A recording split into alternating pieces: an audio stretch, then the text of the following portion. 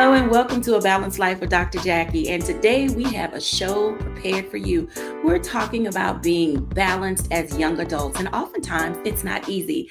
Today, our guest will just really dive in to talk about 21 and next steps. What would you say to your 21-year-old self? Today, we're going to be joined by Katrina Smith of Empowered Roots Education Consulting, Dr. Tierney, our Level Up coach. We're also invited today to be on our show, our family life strategist or family strategist. That would be Charlotte Avery. And then also Deborah Bell of P3 Coaching. Welcome in, family, because boy, do we have a lot to talk about.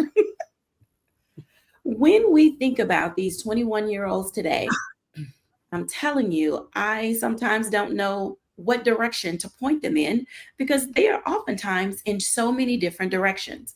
I want to kick off our show today talking about what would you tell your 21-year-old self?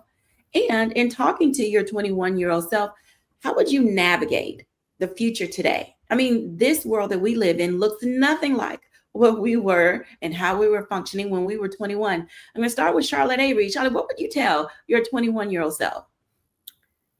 I would tell my 21-year-old self to live life a little bit more. I mean, at 21, I was very busy. I was in college, I was working, I was an athletic trainer, so I was traveling with athletes. I was doing a lot. And so some of my 21-year-old self, so first of all, I partied a lot in high school, so I really didn't party a lot in college. But I would have had a little bit more fun, and I would not have taken myself so seriously, and I would have lived a little bit more. I like that. I'm going to definitely come back to you with some questions because, girl, I got questions. Let me tell you, I got questions. Katrina, talk to us about your 21-year-old self. What would you tell her? At 21 years old, I had started my first teaching job. And so I was able to retire early because of that. But I agree with Charlotte. I would have lived a little more and I would have taken advantage of opportunities. Sometimes when you're young like that, you think those opportunities will always be there. I would definitely go back and take advantage of some other opportunities, continuing education, exploring the world, traveling a little bit more. I like that as well. Dr. Tierney. I honestly would tell my 21-year-old self, keep doing what you're doing, girl. Because when I tell you 21, I was living in Miami, going to the University of Miami, Florida. I was having a good time. I was getting a good education, being exposed to a lot of new things, cultures, languages, foods. So I was studious, I had to get my work and do what needed to be done and my work study job. But I had a good time. Okay. I had a really good time on South Beach. So I had a really good balance of knowing when to take myself seriously and knowing when to cut loose and just enjoy life. So I would tell my 21-year-old self, girl, keep doing what you're doing because you're going to look back on those days and it is not going to be anything else like it. That's very interesting wisdom. Deborah Bell. Yes. You're 21 By years the time I turned 21, I had been married for 2 years. So the thing that I would say is slow down. You don't have to do it all right now and stick with your plan. Being married was not part of the plan, but that's where I ended up. And so I would tell myself, you have time for all of that, but stick to your plan. I got off base from my plan, but it all worked out. Interesting. So each of you has talked about, missed opportunities, taking opportunities. Today, being 21, oftentimes opportunity can be stressful because there's not a support system that is there to guide, aid, and direct. And listening to peers can oftentimes land 21-year-olds in this 21st century in trouble. Katrina, talk to us a little bit about some of the guidelines that 21-year-olds should put in their toolkit in order for them to create, I won't say balance because that's hard, when you're 21, you want to, have the best time of your life. YOLO, you only live once, and they live it to the fullest. But what are some of the things that you believe 21-year-olds should put in their toolkit? One of the things I would suggest for a 21-year-old is to find a mentor. Find a mentor. Find someone that is doing what you want to do and ask them to be your mentor so that you can learn and grow with them, and they can provide you some strategies so that you don't get stuck or make some of the mistakes they made early on. I would definitely advocate for that for a 21-year-old. Find a mentor. It can be very helpful. Mm, I like mentorship, Katrina, because it provides individuals with an opportunity to have someone to talk to. Charlotte, now we know you got how many kids? 7. 7. And how many are in college? Soon to be 3 now, because one just graduated from high school. So in that age bracket, what are you putting in their toolkit as they prepare to leave and have gone away? Oh my goodness. So one of the things that we're continuing to talk to them about as far as their toolkit is self-respect, and boundaries, and being true to yourself. We really try to stress, know thyself, and really just because when you're, like my number 3 who just graduated from high school, she's getting ready to go into a different environment, but it's not going to be the same as home, and everybody wasn't raised like you. So be true to yourself and be true, know who you are, know whose you are, and all of those things. And really, also too, one thing that I have stressed with all of my children is that it's okay to change your mind, because even as they're graduating, and going into college, and, I used to call them grown-agers, right? Once they turned 18, because, at 18, you think you're grown, but you're really not. You're just a grown-ager because you're clearly not doing anything for yourself. But I always told my kids, you say you know what you're going to major in, and I think that that's great. But I wanted them to be clear that you're going to college for you. You're living this life for you. And so, it's okay to change your mind, and not to be afraid of change, knowing that change is good, and you get to change your mind because you're not, so far ahead in your life that you're like, oh my gosh, I'm lamenting being here. I wish I had changed my major, and so that's another thing. And then find your people. You got to find your people. I mean, you have to be able to find your people and pray that you find them quickly. And if you don't, know that that's okay, because you still have time to find them too. Finding your people isn't always easy. I think even as grown people, we have a difficult time finding our tribe, keeping a tribe, knowing who's supposed to be in our village, and, working through all of those things. Dr. Tierney, you often talk to us about boundaries and the difference between barriers and boundaries and those types of things. And I think 21-year-olds oftentimes can't tell the difference because they want to love everybody. They're still searching for 21. Mm-hmm, mm-hmm. Well, identity at 21 is often very fluid, right? Because we know what it was that we were taught by our parents, by our mentors, by our environment, by our family, by the schools that we, went to. And so all of those things come in and kind of help shape our identity. But we're still in this space where we haven't really locked into who we are, because we may be in that space of insecurity. Our body has just kind of gone through some changes in puberty, and our voices have dropped, and acne. And now all of a sudden, like, why are my hips sitting like this? And wait a minute, what's the latest fashion? And, and so we get into that space of insecurity. Our confidence kind of takes a hit, and I'm supposed to be grown up now and know what it is that I want to do when I barely really even understand kind of what's happening right now. We also get into this space of people pleasing, where we just really want our, friends, our family to just like us. We're not in that space where we're ready to kind of go rogue, so to speak, and just do our own thing, because we haven't really defined that. So that 21-year-old space is that space where our identity is very fluid, and so what I tell, the people that are in my sphere that I have, influence over, be it clients or, family members, is that remember, you're going to make mistakes.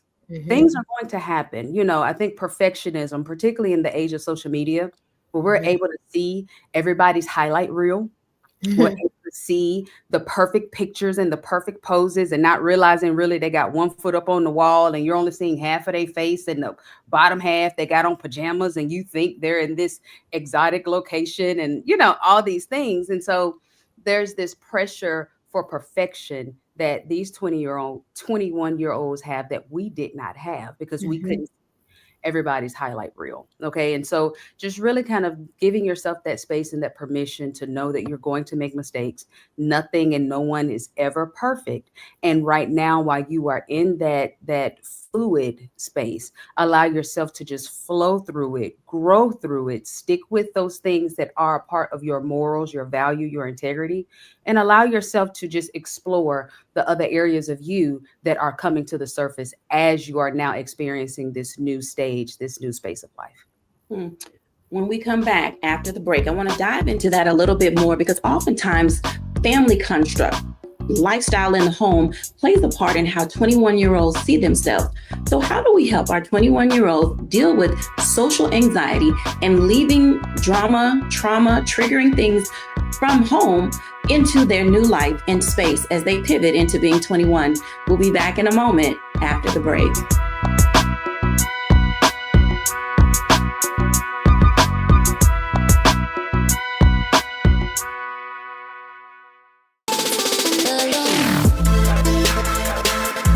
Hey y'all, welcome to The Other Side of Change, only on the Black Star Network and hosted by myself, Bria Baker, and my good sis, Jamira Burley. We are just two millennial women tackling everything at the intersection of politics, gender, and pop culture. And we don't just settle for commentary. This is about solution-driven dialogue to get us to the world as it could be and not just as it is. Watch us on the Black Star Network, so tune in to The Other Side of Change.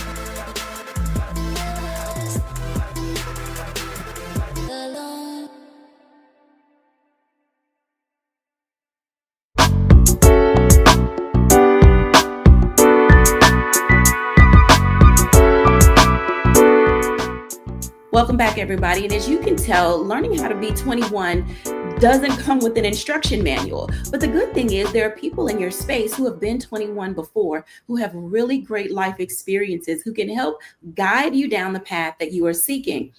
I want to ask Dr. Tierney a few more questions because you leaned into something, Dr. T, that you said they have to try to figure out how to navigate some things on their own while at the same time recognizing mistakes are going to happen.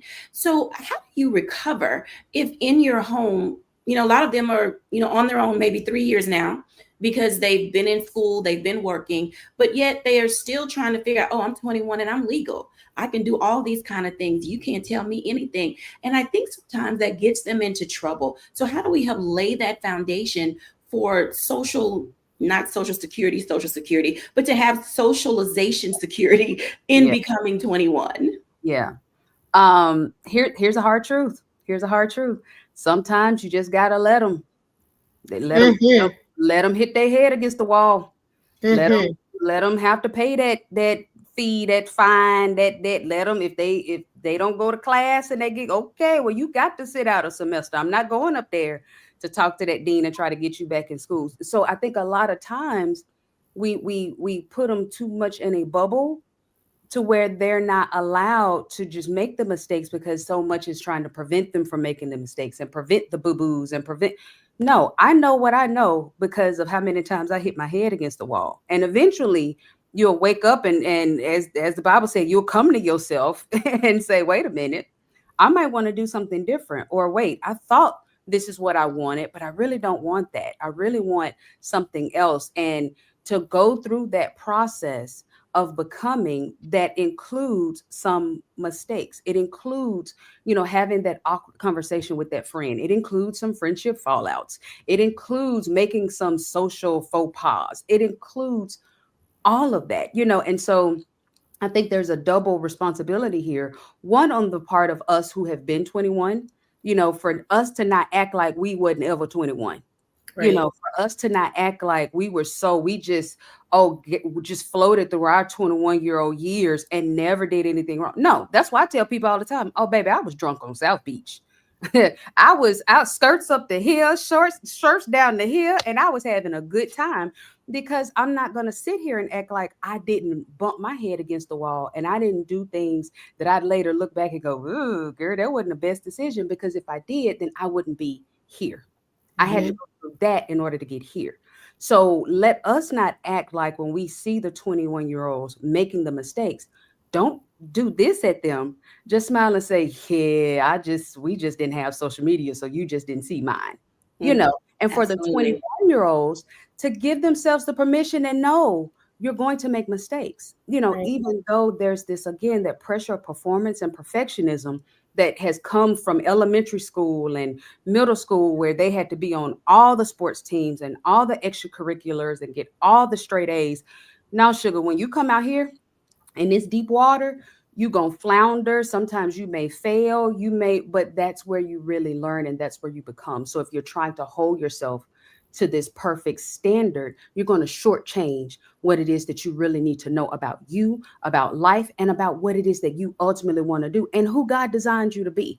And so I think that that's the responsibility on both sides, for us to be honest and not look at them like, something wrong with them, but also for them to just let themselves make the mistakes, and for us to let them make the mistakes so that they can then become that 21, 31, 41-year-old that is well-rounded and locked into who they are and whose they are. Absolutely. I want Charlotte to dive in because you're navigating that space right now. Yes. Talk to us, because as a family strategist, how are you helping the family and your 21s and some things manage these things? So before I touch that, I want everybody here to, since we're all together, to be honest and raise your hand. How much do you thank God that smartphones and social media was not around for 21? Raise your hand. All hands, all Go hands. ahead. Yes. We thank Time to God move on. that we lift our hands and our 10 toes, that, social media and smartphones were not around when we were 21. And like Dr. Tierney said, like, we can't forget, even though we were not in the age of technology in the way that it is right now, we can't forget who we were and what we were doing at 21. So for me, with my children, especially my children who are 18 and older, I no longer call them grown agers. I call them emerging adults, because they're emerging into adulthood. I have to remember that their frontal lobes, they're not 25 yet, so their frontal lobes are not fully developed. So their decision making and all of the things are gonna have some challenges. And to speak to one thing that Dr. Tierney said, about the age of perfectionism and things like that, there's no such thing as being perfect, whether you're a teenager, whether you're a mom, whether you're whoever you are. There's no, perfectionism is it just sets you up for like feelings of inadequacy and insecurity. And their generation is they're dealing with that so much. So for me, like, I try to remember, who I was at 21, but then, I also try to remember who my children are, and they have different bents. And, Lim might not be moving like Abby, and Abby might not be moving like Gabby, and Gabby might not be moving like either of them.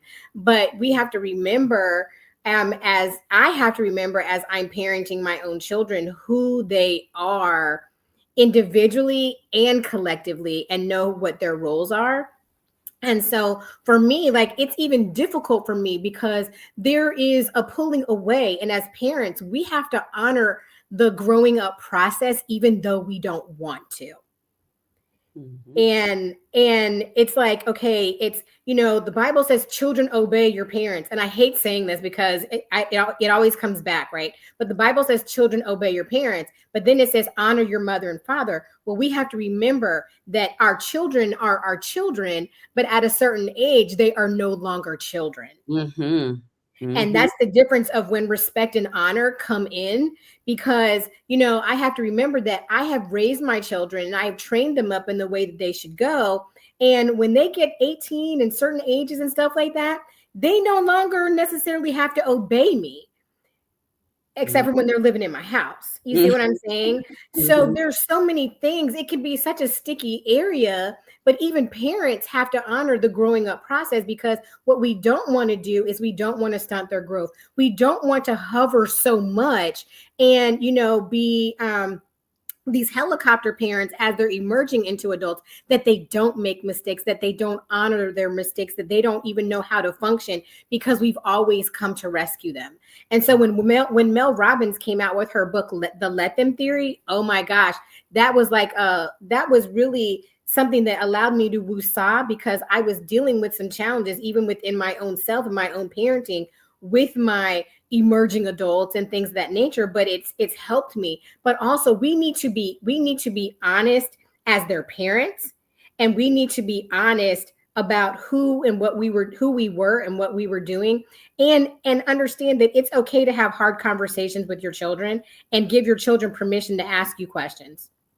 I think that those things are very valid, and they come from this place of stewardship. And I'm going to tap into our clergy for a minute, Deb and Katrina, because Charlotte mentioned something important. It's children, obey their parents in the Lord, for it's right. Honor thy mother and their father. And then there's this other one that says fathers do not exasperate their children. And there's a whole lot of exasperating going on, which puts the stewardship principle of parenting kind of off skew, because letting go and holding on are like this tug of war. So let's talk, Deb and Katrina, about this spiritual warfare that parents go through with their children, trying to help them set out on their own, while at the same time wanting to hold them close so that they don't fail. What does that dynamic look like, and how do we help parents and those who are raising 21s get there? I know one of y'all want to jump in first. But I'll call on Deb. Okay, so I think you described it well with the tug of war. While we want our children to really do well when they're away from us, and we want to see them grow and develop into responsible adults, there is that sense of, but you still need me in order to do that. I need to still be a part of that. And while that's true, we do need to loosen the reins. A lot of times, our wanting to be in control is more about us than it is about our children. And so we have to recognize that our children, we put in them the things that they need. And we can stand a little bit off and still guide, give suggestions, ask questions that will help them in their decision-making process. But I agree with the things that have already been said. Sometimes we need to just allow them to make the mistake, but be there for them if and when they need us. It is so important. I had a hard time cutting the apron strings, if you will, with my son. But he really helped me to come to a place of saying, you know what, he's got it, and I gotta let go. But it was hard because I still wanted to have that sense of control that I had had all along throughout his life. But again, sometimes that's more about us than it is our children. And we have to be conscious of not overstepping and allow them to grow and develop and experience some things on their own. Absolutely. Katrina. So first, when we think about spiritual warfare, it doesn't mean you're doing something wrong. It often sometimes means you're doing something right. We have to remember that they're 21-year-olds and they're making a transition. Hopefully, while they were growing, you've already poured something into them. The enemy knows that they're at a crossroad. And so as you are releasing the reins, you need to pray without ceasing for them, because you've already poured into them what they should know. Now, they're going to do some things that we all have done. We didn't always do right. But that allows them to have that perspective to get to where God is trying to get them. If they did everything you told them, they would not be the person God called them to be. Sometimes they need to make their own decisions, and you need to let them make their own decisions. Dr. T said it best. Sometimes they have to hit a wall and then them come back to you. But I think that one of the other things we can do is make sure that we've equipped our children with the word. Is one thing, but they need to know the word for themselves. People used to say, that's my grandmama's Jesus. Well, no, baby, you need your own. You need to have your own relationship with Jesus, right? So you have to equip them with the word. And then remember, the mind is the main battleground where things happen. So you have to have poured into your child, and you have to recognize and have a relationship with them, because if you see them going astray, you may need to tell them, I think you may need to talk to somebody, you may need a therapist. But you have to remember, the battle starts in the mind. And so what we need to do is make sure that we have girded our children and that they have the necessary tools to know when they need help and where to go to get help. I love everything that you said. We're going to pop for a second for a break. But when we come back in this next block, we really need to unpack mental health, because as you can hear, there are different things that affect how we think about how we go about not only pivoting toward 21, but how do we release ourselves from those things that are holding us up to be great. We'll be back in a moment after the break.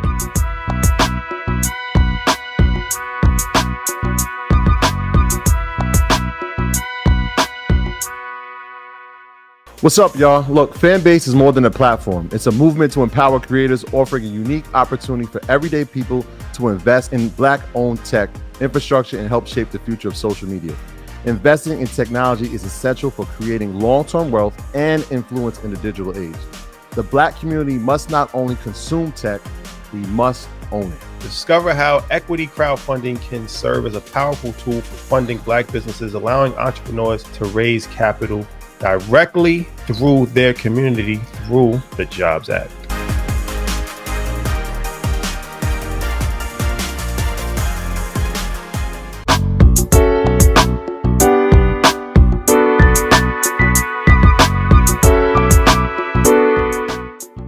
Welcome back, everybody. And as you can tell, wow, I even am taking some notes, because I recognize and value and understand the importance of being able to be in the right headspace to deal with all the things that parents have to deal with. I want to jump in with Charlotte for this particular start of the conversation, because mental health plays a very big part in how our children see themselves and how they're able to self-regulate when they're away. How do guardians, parents, individuals who are working with young people who are stepping out into the world today, how do they help them establish what good mental health looks like? Because we always say we listen and we don't judge. We look and we don't judge. And then we turn right around and start texting somebody and be judgy. So how do we help, ourselves and others know that they're in a proper mental health to be able to move forward into being 21?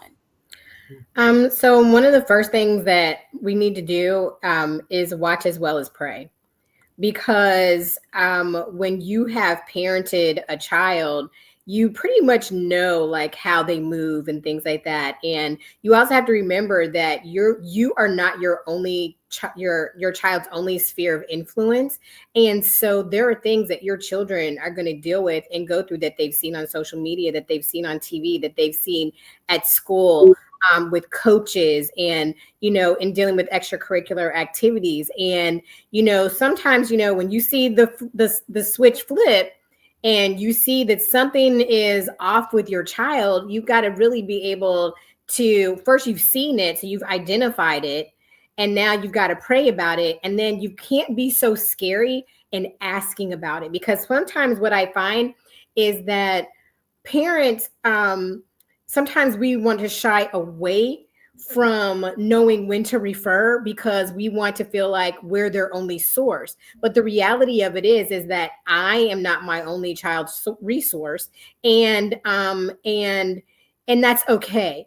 And sometimes I think as parents, we have to not feel inadequate or as if we did something wrong, because now our child is going through a mental health issue. Sometimes we were the problem, right? Mm-hmm. But sometimes they're going through other things. And so one of my biggest things is knowing when to refer. And when I say that, I mean knowing when to refer outside of yourself, because there are people who can coach your kids. There are therapists who can help your children.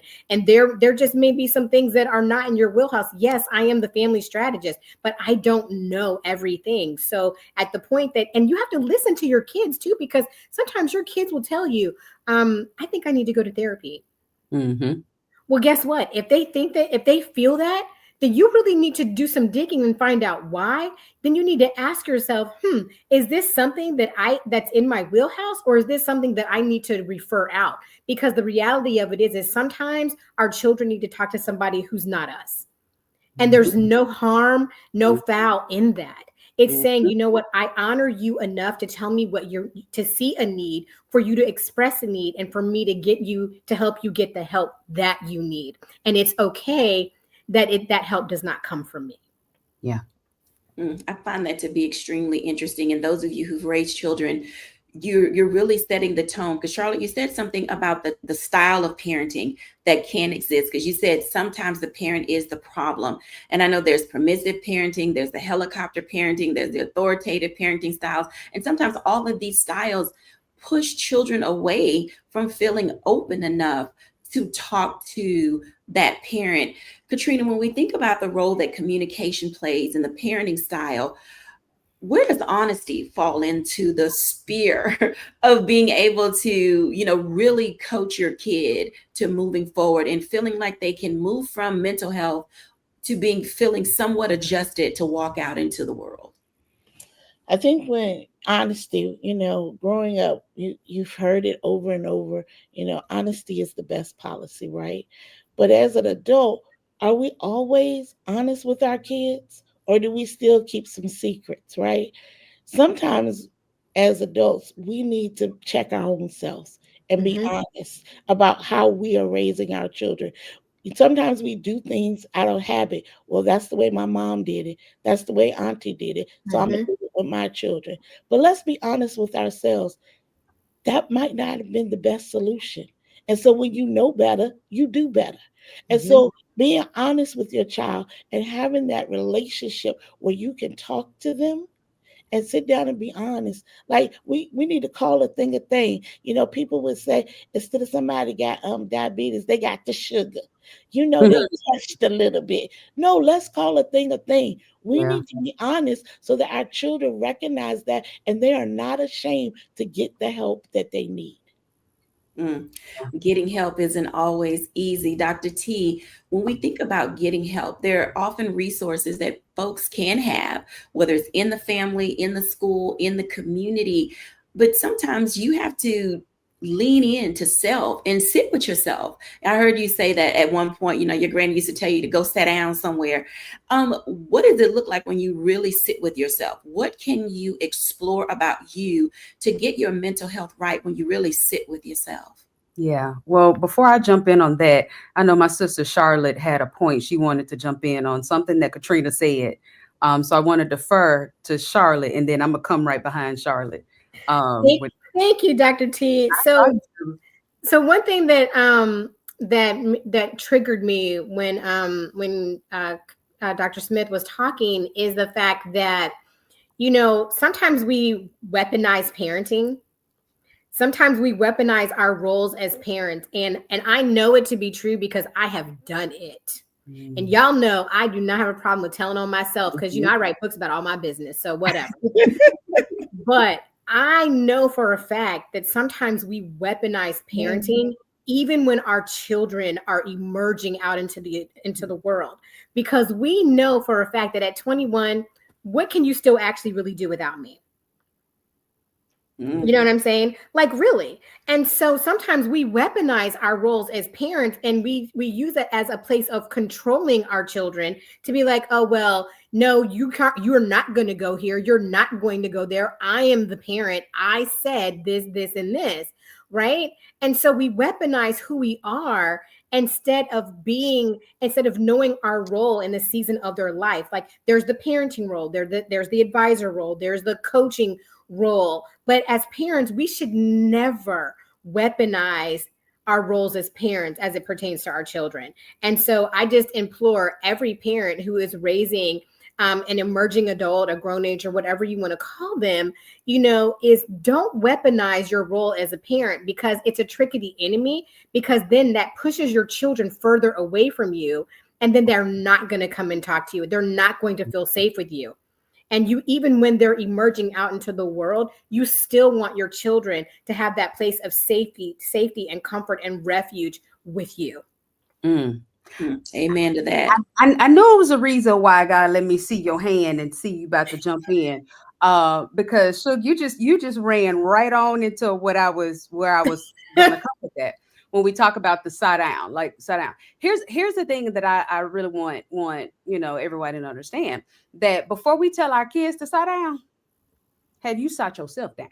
Oh yes, girl. Because I think a lot of times we are looking at the child and we want to say, well, you better. Well, baby, that's the fruit. We need to talk about this root.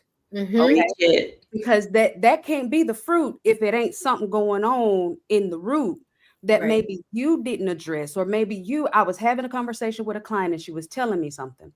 And she was like, well, this and this and this and this and this. I said, well, you just told me that that's how your mom treated you, correct? Yeah, that's how my mom. Well, did you like it? No, I didn't like. Well, why are you doing it to your daughter?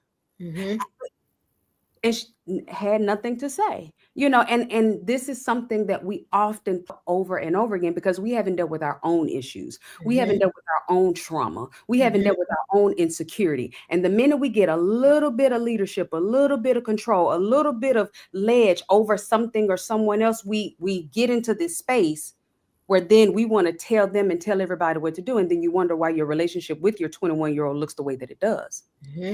Or then you get to be of a certain age and then the kids don't want to come home for Christmas.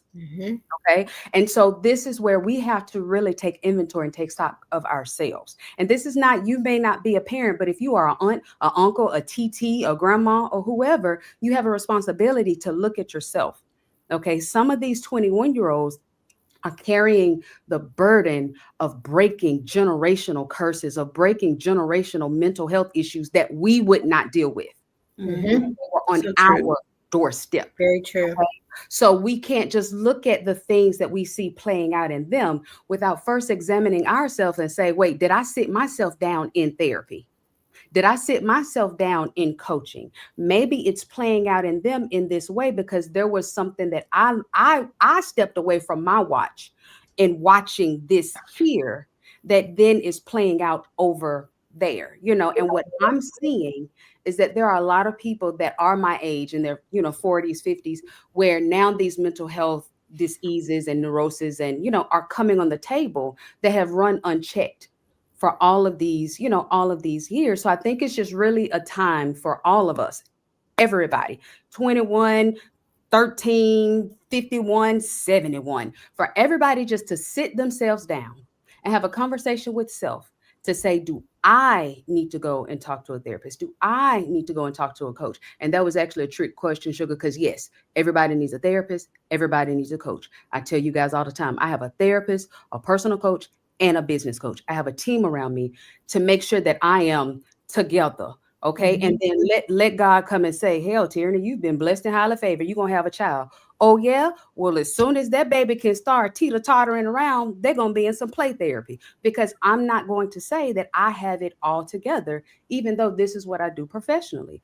I'm making therapy. I'm making mental health and being healthy, happy, and whole from the outside and the inside a new narrative in my family, because I am part of that generation that is called to break some curses. Okay. So that's something that we really have to look at before we point the finger at anybody, before we try to take the speck out of anybody's eyes. These 21-year-olds, let's check the log in your eye, Sugar. I think that those are great segues to understanding, because oftentimes young people and adults don't have a way to anchor themselves into anything. And I am going to start this next question with Reverend Deb, because when we talk about breaking these mental health cycles, and how do we, look at becoming well, and what does well look like? How do we, I'm going to use the term pivot toward dialogue and conversation that lets young people know it's okay to talk about things you've experienced, because all of us are triggered and traumatized by what happens in my house stays in my house. And that phrase in itself is why young people and a lot of adults are the way that they are today. So how do we begin the conversation of it's okay to talk about it? You know what? I was traumatized when I heard you make that statement. It's in the house. It happens in the house. It stays in the house. I had to take a deep breath myself.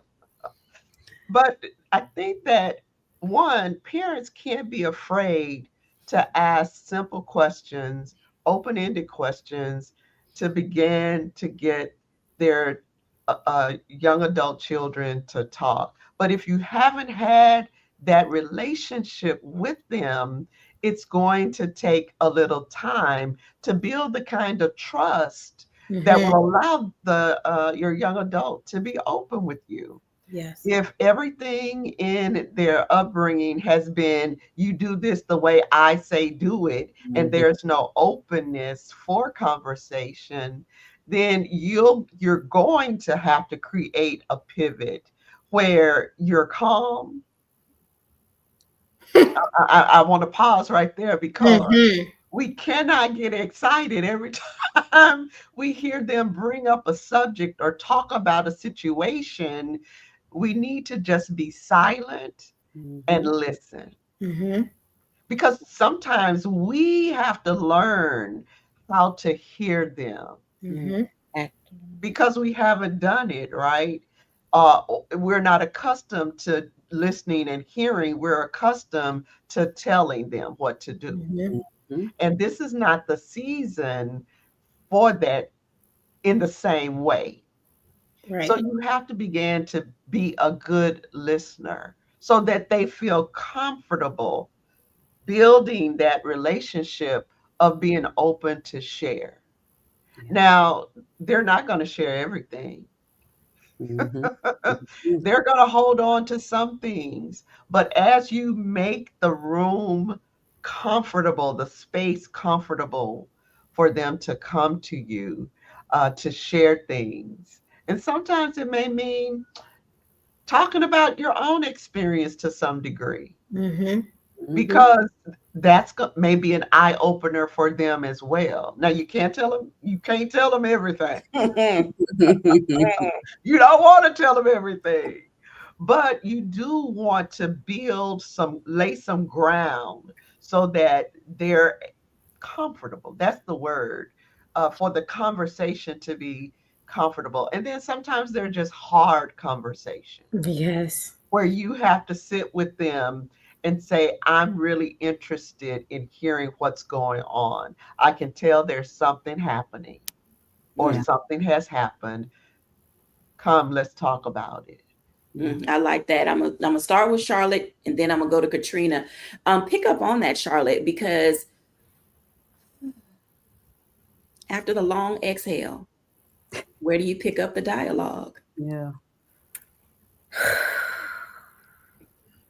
You breathe it out. And it's really having a come let us reason together conversation. And like Reverend Deb said, is sometimes it's the hard conversations, right? And sometimes our children really do want to sometimes they want to have these hard conversations. But, I kind of liken it to when my children used to think that I was a giant until they outgrew me. Right? Until they realized, oh, you're really actually under 5 feet tall. You know what I mean? But their whole lives before they outgrew me, or before they were getting ready to outgrow me, they thought that I was this big giant person, until they realized that I'm actually a real person. And so I think as a parent, it is my responsibility to to not be so much of the giant, but to even humanize myself, because sometimes our children look at us as superhuman people, right? And so it's me being, even responsible in humanizing myself for my children and say, hey, listen, I see this is going on. I know what this looks like, and I know what this is because I've been there and done that. And then you have to deal with your kids and be like, oh, what? You did such and such or whatever, but it's not really giving all of the information, but it's giving them the necessary pieces and parts so that they know. And sometimes you can, depending on the season of life, give them all the information. And sometimes you give them the pieces apart and parts of the information that they can handle so that they can understand, hey, yeah, my mom did go through this. My dad did go through this. I do feel safe in having this conversation. Yeah, I was drinking in college. I can remember the first time I heard one of my children curse around me. I was like, oh my gosh, where's the palm olive? But then, no, I'm serious. At first it pricked me because I'm like, I did not train you to speak this way. And then I was like, let me see. Did they hear me cuss the other day? Or whatever. But then, when they started saying certain things, and before I pounced on them, I wanted to do like Reverend Deb said, and I wanted to sit back because I still wanted them to, I didn't find it that they were being disrespectful, but I found that they were like, okay, I feel comfortable in having this conversation with my mom in this particular way so that I could actually hear them, or what have you. And so I think it is being able to even give your children, your emerging adults, and all of your children really, the permission to have conversations with you. Because I will tell you, as a mom who I know I have done some damage to my kids, I have gone to my kids and asked them, is there something that I've done or said to you that has hurt you or harmed you that we need to talk about? Mm-hmm. And we don't want to feel like we're those people that, oh, I've hurt my kids, because people in the world are going to hurt my kids. But you know what? As parents, you need to own the fact that you've done some hurt and damage to your kids. Mm-hmm. And as they're getting ready to go out into the world, as a mom, I know that how my boys interact with women is going to be a reflection of how they interact with me. As girls, because we have 4 girls, I know that how they interact with men outside of the world is going to be a reflection of how they interact with their dad. And we have not been a perfect mom. We have not been a perfect dad. And so now, before they go out into the world, we now have to ask them the hard questions, even about us. And say, hold a mirror to me and show me and tell me how I've hurt you and harmed you, so that we can heal this part of you before you turn 21. Yeah, I like that. Katrina. Wow. I was taking notes over here. So I think one of the things Deb said was, a lot of times we listen to react. And so we need to listen and do active listening, right? Because there is a difference. We're so groomed as a parent, we listen and then we come up with the solution, that we're not allowing the child or the young adult to sit in it and ask them, well, what would you do? What are some of your thoughts? Instead of always trying to be solution driven. As you can tell, y'all, this is a heavy conversation, helping 21-year-olds navigate space, helping the adults in their life navigate their space. When we come back, y'all, after the break, we're going to tap into how do we help young people, especially those in this pivotal age of 21, really navigate being on their own, because that's what it boils down to. Can't call home. You don't have that luxury sometimes. So what does that space look like in being able to say, I literally can weather life on my own if I needed to? We'll be back in a moment after the break.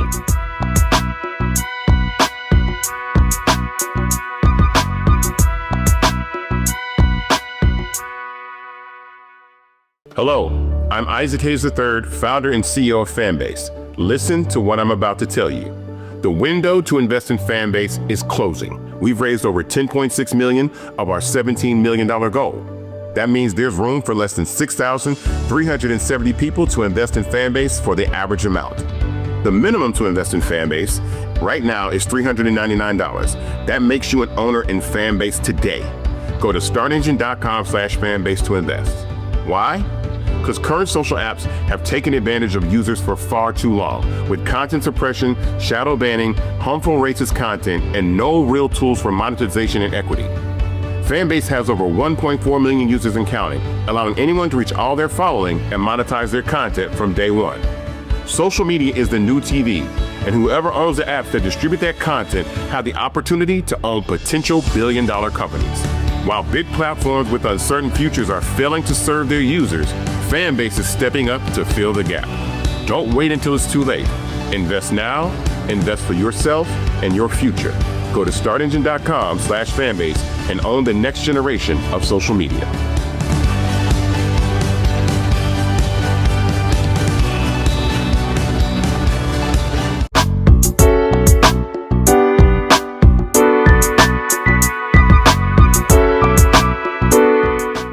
Ooh, child, turning 21. I mean, for us, it was a lot of fun. It was a lot of engagement. And in this segment, as you can tell, we've already talked about what we would tell our 21-year-old self. We talked about things we needed to be honest about, as adults, bringing generational curses to an end. What does self-regulation look like at 21? But then also, how do we have these mental health conversations around things that are difficult? Because we refused, when we were younger to, just address those things. Everybody, toolkit time. I mean, I like when I can pack some things. And even as we're talking, and Deb said she was triggered, just by what happens in the house stays in the house. And I was thinking as I was asking, I'm like, have I addressed all those things? Am I in a space where as an adult, I don't have any regrets or baggage? So let's talk about this 21-year-old toolkit.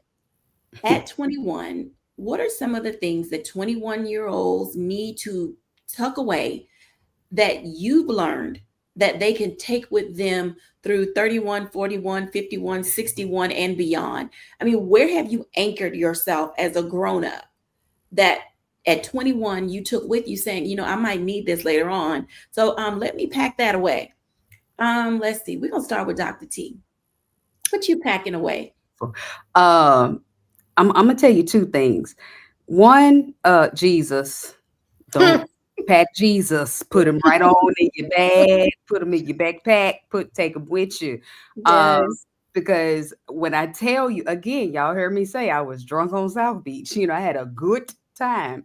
I know that if it wasn't for my spiritual connection with my Heavenly Father, if it wasn't for that inner voice saying, girl, now don't you go there, don't go to that part. Now hold on, now wait a minute, that I could have been in a completely different space. I would have been in a completely different, mindset, and it was only because of God, only because of Jesus, only because I spent that time, praying and still going to, to services on campus and all of that it kept me safe. Even when I was out there, it still kept me safe. So that's the first thing to pack the load. Take the load with you. Put Jesus in your backpack. The other thing I would say is accountability. Mm-hmm. Okay. You have every right to make whatever decision that you want to make. Okay. Because you're grown. But I need you to be accountable for it. Don't go out here and do something and then want to come back and expect somebody else to clean it up for you. Mm-hmm. If you make whatever decision to not pay a bill, to go here, to go there, then you have to be ready to deal with the repercussions of those decisions. It is nobody else's responsibility to come and save you. Now, will people help you? Absolutely. But they will help you, not do it for you. Okay. And that's where that accountability piece comes in. Sometimes you got to look at yourself in the mirror and say, I did this to myself. Mm-hmm. I'm the one that put myself here, and then actually do the work to put yourself in a better situation, to make some better decisions, to learn from that so that you can continue to move forward. It's not the end of the world. But if you don't have that accountability and you want to keep blaming somebody else and pointing the finger, then sugar, that's the quickest way to get stuck. Okay. Mm-hmm. So pack Jesus and your accountability. Absolutely. Katrina. I don't know that question. Just you could go a lot of different ways with that. I think what I would pack would be. I think Dr. Tierney took mine, so it kind of caught me off guard. The accountability piece is huge. As a young adult, being accountable for your actions is something that they have to learn and work towards, because for so long they've had their parent, and their parent has always had their back. And that now looks different when you become a 21-year-old. Your parent loves you and supports you, but the accountability now becomes all you. Yeah. I like that. So now we have two in that column because it's almost proven now. You need accountability in Jesus. Yes. Charlotte Avery. I would say pack self-awareness, and I would say pack financial planning. Because it's easy to go to college or go out in the world, and whether you're making money or your parents are giving you money or whatever, and then spend all your money. And we are definitely in an age where our children, we need to teach them we need to teach them how to be self-aware and emotional maturity, but we also need to teach them how to have a financial plan and focus, because it's easy to get off your focus. And also learn food prep. How about that? Because, learn how to cook for yourself and somebody else. That'll help you. That'll serve you later down the road when you're trying to have relationships past college. Learn how to cook. Yeah.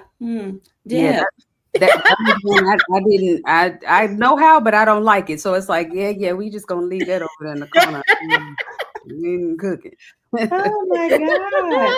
Oh Lord, what are we packing for the 21-year-olds there? Friends around. It can bring some good friends. We can gather around a pizza.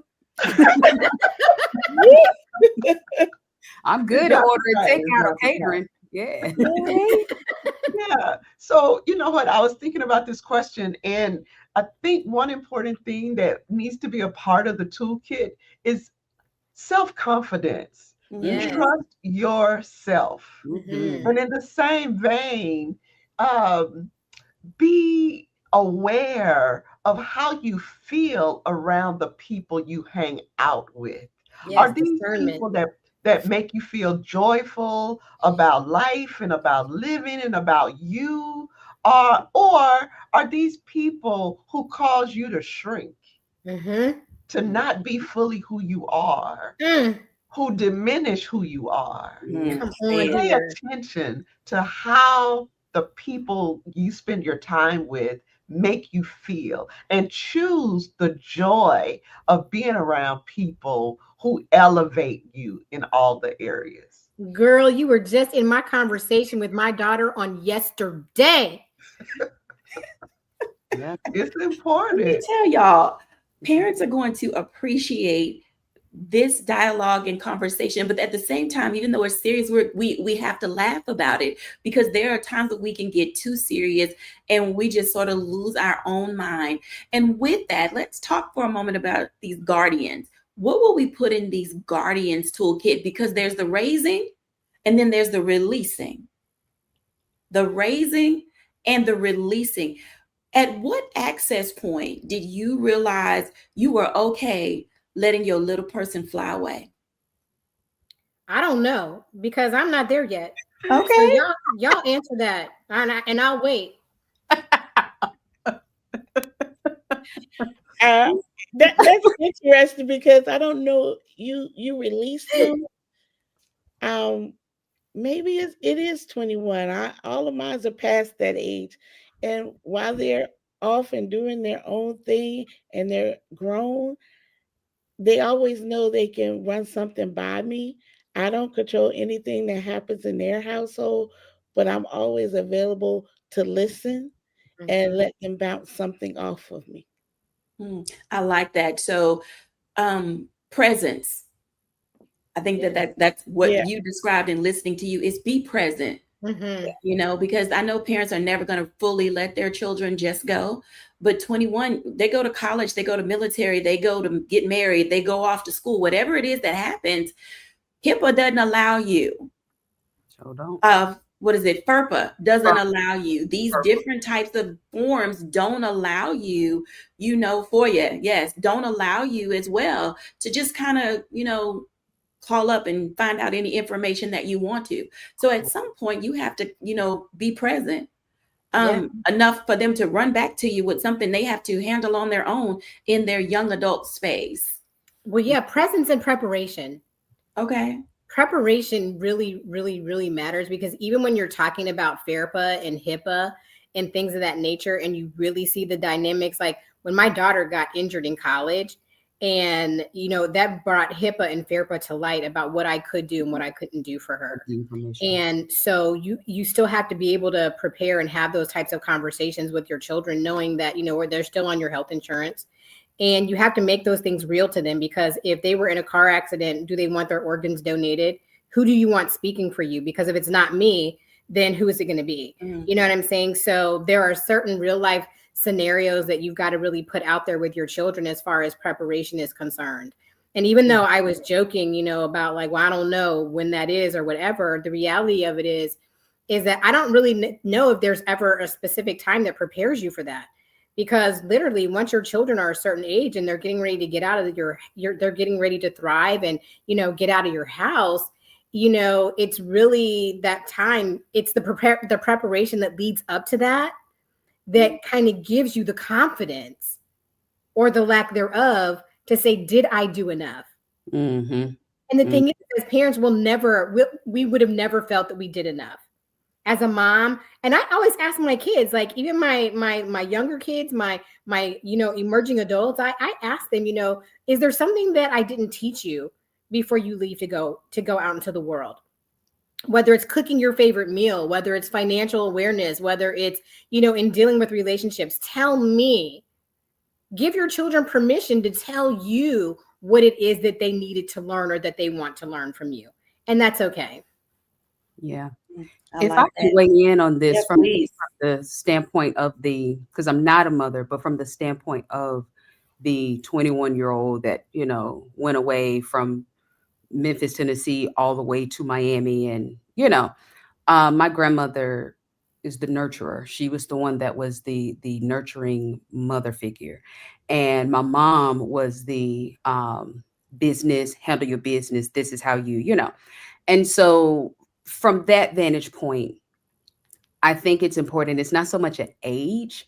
I think it was just more so the maturity level. So once they saw how I was moving and responding and my decisions, and that I was keeping my word, that I was where I said I was going to be, then they started to step back little by little to give me a little bit more leeway, a little bit more freedom and liberties. And then as they saw that I could handle that, then they, really just kind of released the reins. So by the time I got to college, I was, ready to go. So I think what Charlotte is saying about the preparation piece, it's making sure that we're talking about 21-year-olds, but the preparation starts, in elementary. It starts in, having them clean their own room and pick up their own crayons. It starts in, having them being able to kind of speak up for themselves and having that open dialogue. So by the time we get to 21, there's not necessarily a fear on my part, because I knew that if I got my heart broken or if anything happened, I could always go to my grandmother. I could always lay my head on her shoulder and cry. And she would, nurture me and hug me. And then she would send me right back out and say, now, you have to continue, and so that gave me a confidence to be able to go so far away from home, where I didn't know anybody, no family, all the way at the bottom of Florida, and be able to know that I could do it because they had been giving me and preparing me for this level of freedom, for this level of accountability, all the while. And they were watching me as I was watching them, how they live. They were watching me and my maturity level to know that I was ready to handle it. But if something were to happen, I knew that I could always go back and, take a beat, take a breath before I launch back out again. Absolutely. These are powerful words. Deb, add on. So I just want to amen what Dr. T just said. For me, it was when I began to see my son take responsibility for things, when things would happen and his response to them. and the way that he was able to communicate back to me what was going on. And so then I knew that, okay, he got it. And I could step, as sharp as Dr. T said, I could step back and allow him a little bit more room to grow and develop in making decisions on his own, and trust that he had what he needed. So absolutely amen to everything you just said. I love that. This show today has been incredible with so many tips and tools that we can take along with us as we help other people navigate their journey. When we come back after the break, I'll give my reflection.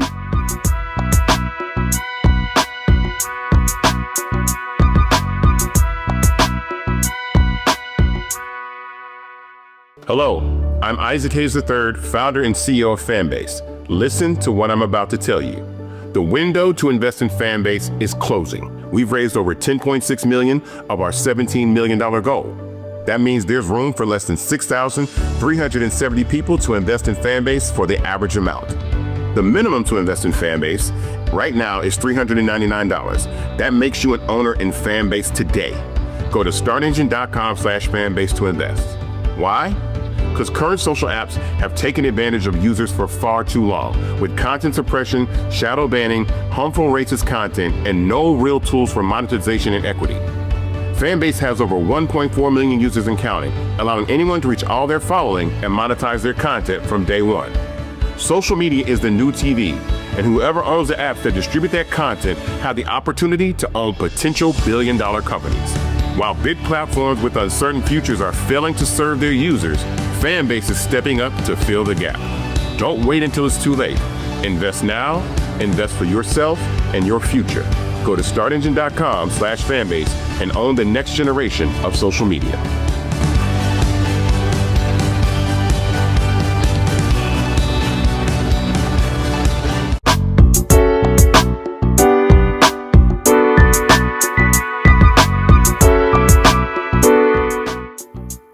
Welcome back, everyone. Let me just tell you, I have been so inspired today by these words of wisdom that have been deposited into us. So whether you're turning 21 or helping someone to turn 21, this pivoting requires us to pack our peace, to pray, to take our patience with us, to remember to be present in everything that we do, and allow ourselves to just take an opportunity to live and enjoy the journey. Thank you all for watching. Bye now.